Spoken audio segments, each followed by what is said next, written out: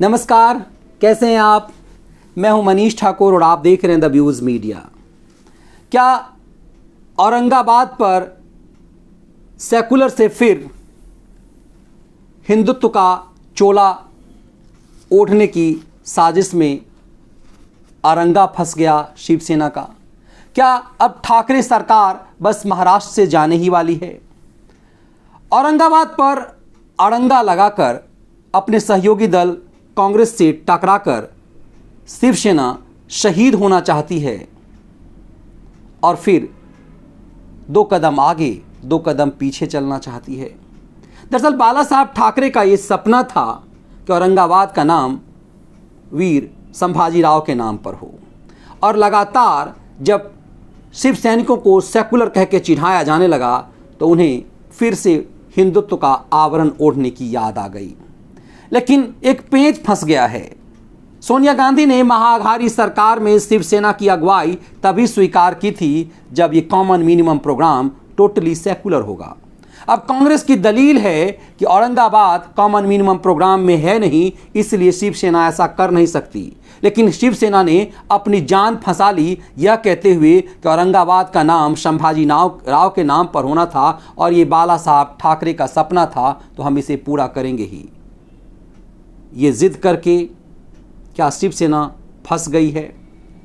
क्या उसे हिंदुत्व के आवरण दोबारा ओढ़ने के खेल में अपनी जान जाती नजर आ रही है? ऐसा इसलिए कि कांग्रेस को यह लग रहा है कि इस बीच में जब शिवसेना इस नाम पर शहीद होना चाह रही है तो वो संजय राउत के ऊपर भ्रष्टाचार के नाम पर उसका समर्थन खींच लेना चाहती है, क्योंकि कांग्रेस कतई नहीं चाहेगी कि शिवसेना इस नाम पर शहादत दे और उसके ऊपर एक और दाग लग जाए कि वो औरंगजेबवादी है, वो मुस्लिम तुष्टीकरण के नाम पर मराठी स्वाभिमान को रद्द करती है।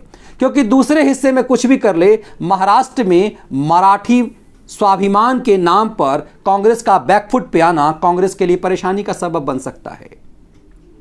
शिवसेना संभाजीराव के नाम पर शहादत ढूंढेगी और कांग्रेस ये शहादत उसे ढूंढने नहीं देगी, क्योंकि कांग्रेस कतई नहीं चाहेगी कि संभाजीराव को कांग्रेस रिजेक्ट करे। इसीलिए उन्होंने कहा कि हम शिव सैनिकों से कम मराठा मानुष संभाजीराव का सम्मान नहीं करते। लेकिन ये कॉमन मिनिमम प्रोग्राम में भी नहीं है। कांग्रेस यह भी कतई नहीं चाहेगी कि शिवसेना के इस एजेंडे को सफल होने दिया जाए और वो अपने तुष्टीकरण के वोट को गंवा दे, क्योंकि वो औरंगाबाद औरंगजेब के नाम पर है और भारत के तुष्टीकरण के वोट की बड़ी आस्था आज भी उस अत्याचारी औरंगजेब के नाम पर है।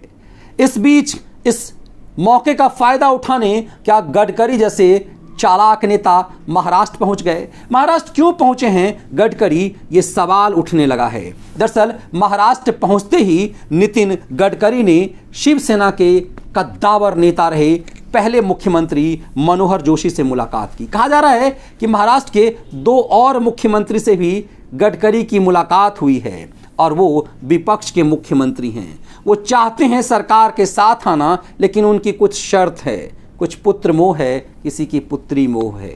ये चीज़ें अभी पर्दा के पीछे है। लेकिन गडकरी बड़े खिलंदड़ हैं।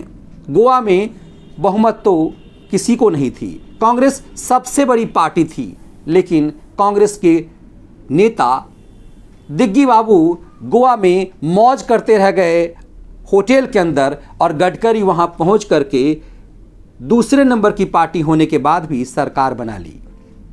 वहां के गोवा के छोटे छोटे राजनीतिक दलों के साथ साठगांठ की। उन दलों की शर्त ये थी कि वो मनोहर पर्रिकर को ही अपना नेता मान सकते हैं। पर्रिकर उस समय देश के रक्षा मंत्री थे, लेकिन गोवा में सरकार बनाना था, इसलिए पर्रिकर को वापस फिर से गोवा भेज दिया गया और गडकरी ने मुंह में आए हुए कौर जो है वो कांग्रेस से छीन ली और गोवा में सरकार बना ली। तो क्या गडकरी फिर महाराष्ट्र में वही दांव चलने वाले हैं? औरंगाबाद के नाम पर अरंगा में फंस गई शिवसेना की नकेल कसने के लिए कांग्रेस संजय राउत के ऊपर लगे भ्रष्टाचार के आरोप की आड़ में समर्थन खींचेगी, क्योंकि कांग्रेस के अंदर भी ये विरोध लगातार बढ़ रहा है कि संजय राउत ने शरद पवार को खुश करने के लिए राहुल गांधी और सोनिया गांधी का अपमान किया है। कांग्रेस के पास बहाना है समर्थन वापसी का कि संजय राउत के ऊपर भ्रष्टाचार का आरोप है और कांग्रेस भ्रष्टाचार का ये दाग अपने ऊपर नहीं लेना चाहेगी। औरंगाबाद के नाम पर कांग्रेस कतई मुस्लिम तुष्टीकरण के नाम पर बदनाम होना नहीं चाहेगी और शिवसेना की नकेल इसमें फंस गई है कि वो संभाजी राव के नाम पर कोई बैकफुट पे आने को तैयार नहीं, इसलिए क्योंकि उसके ऊपर जो तुष्टीकरण का, उसके ऊपर जो सेकुलर का दाग लग रहा है, वो उसकी पूरी उस ताकत को खींच ले रहा है जो उसने हिंदुत्व का आवरण ओढ़ा हुआ है। महाराष्ट्र का पेंच औरंगाबाद के अरंगा में फंस गया है और गडकरी उसी पेंच को सुलझाने के लिए पहुंचे हैं। तो क्या उम्मीद की जाए कि महाराष्ट्र में अब सेना की सरकार चंद दिनों की मेहमान है? ऐसा इसलिए भी क्योंकि बताते हैं कि गडकरी ने बीजेपी के एक नेता से पत्रकारों के सामने में यह कह दिया कि कुछ ही दिनों में ये काम जो आप परेशान हो रहे हो ये खुद कर लेना। संकेत था क्या सरकार बीजेपी की आने वाली है? महाघारी क्या आपसी दांवपेच में फंस करके रह गई है? औरंगाबाद का अरंगा क्या सेना पर भारी पड़ गया है? औरंगाबाद का अरंगा खड़ा करना क्या शिवसेना की लाचारगी थी? इसलिए कि सरकार जाए तो जाए, कम से कम वजूद तो बचे। वजूद के बचाव में कांग्रेस और शिवसेना गलाकाट प्रतियोगिता में है और इसका फ़ायदा गडकरी तो उठा ही लेंगे। गडकरी इसी दांव में हैं कि इस लड़ते शुंभ निशुंभ की जोड़ियों के बीच से ताकत हासिल किया जाए और सरकार बनाया जाए। महाराष्ट्र देश की आर्थिक राजधानी वाले राज्य में सत्ता से बहुत देर तक तो रहा भी नहीं जा सकता। ऐसे भी देर लड़ते लड़ते बहुत हो चुकी है। महाराष्ट्र में सत्ता की लड़ाई अभी जारी है, इंतज़ार कीजिए।